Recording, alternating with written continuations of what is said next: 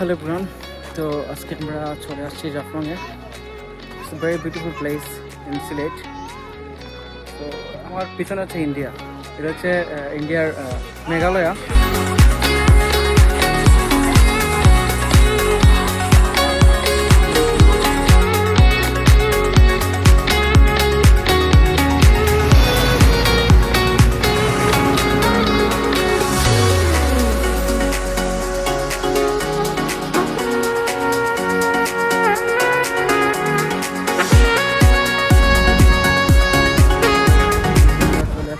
জাফলংয়ে zero point Jaflong, সাথে আমার কলিগরা আছে সবাই মিলে।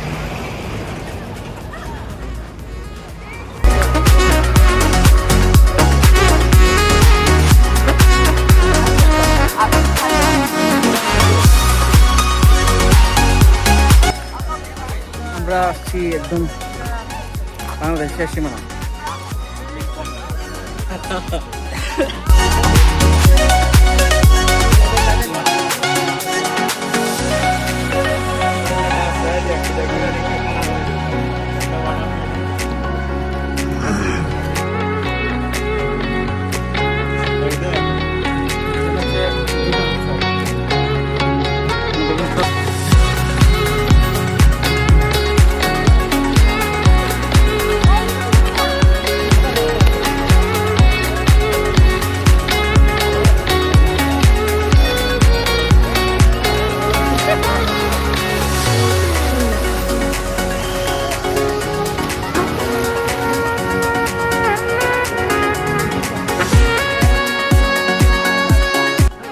নিচে নামতে অনেক সুবিধা, তাতে কোনো কষ্ট হয় না। বাট আপনি যখন উপরে উঠতে যাবেন তখন দেখবেন কষ্টকারে বলে অনেক উঁচু সিঁড়ি, তো প্লাস গরম অনেক বেশি, কেন কারণ অনেক বেশি কষ্ট হয়। এই দেখেন আমি বানি আমি না আমার সাথে দাঁড়িয়ে উনিও বানি 13 মিনিট গাড়ি নামতে যতটা সহজ, উপরে আসতে তার চেয়ে কঠিন। ইয়েস, উপরে উঠতে অনেক কষ্ট।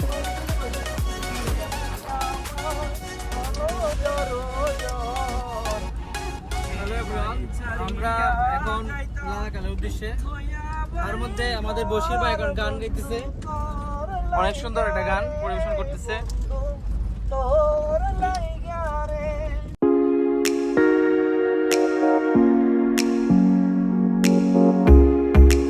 আমরা এখন চলে আসছি আমাদের স্পটে লাদাখ।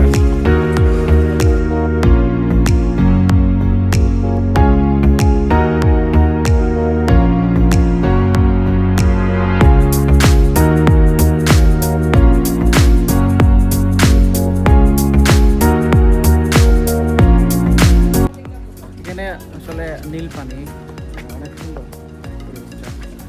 রয়েছে।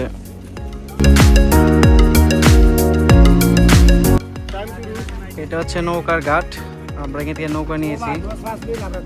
এখন কিছু পয়েন্টে যাব, দেখি চাচা আমরা কোন কোন পয়েন্টে যাবো এখন? 0 পয়েন্ট চা বাগান, 0 পয়েন্ট চা বাগান।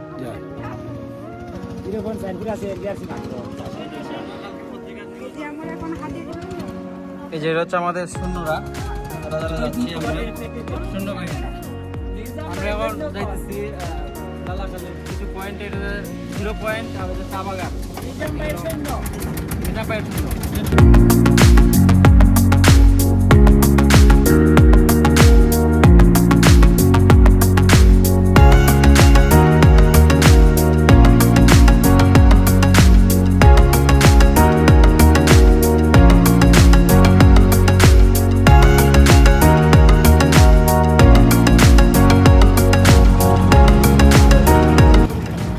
আসলে এখানে 800 টাকা নৌকা ভাড়া দিয়ে আপনারা বলে কোনো দরকার নাই, তার থেকে এখানে টাকা পাবা শুধু 800 টাকা। এখানে কিছু দেখার মতো তেমন কিছু নাই, যা এখানে যে আশেপাশে যে সেগুলোতে যারা করে এগুলোই।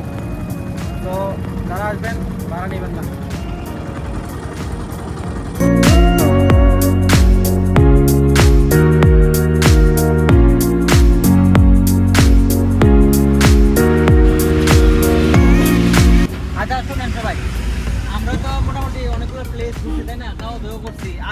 জার্নিটা আপনাদের কাছে কেমন লাগছে প্লিজ আপনারা একটু শেয়ার করেন। এই যে প্রথমে মনে আছে দিদি আপনার কাছে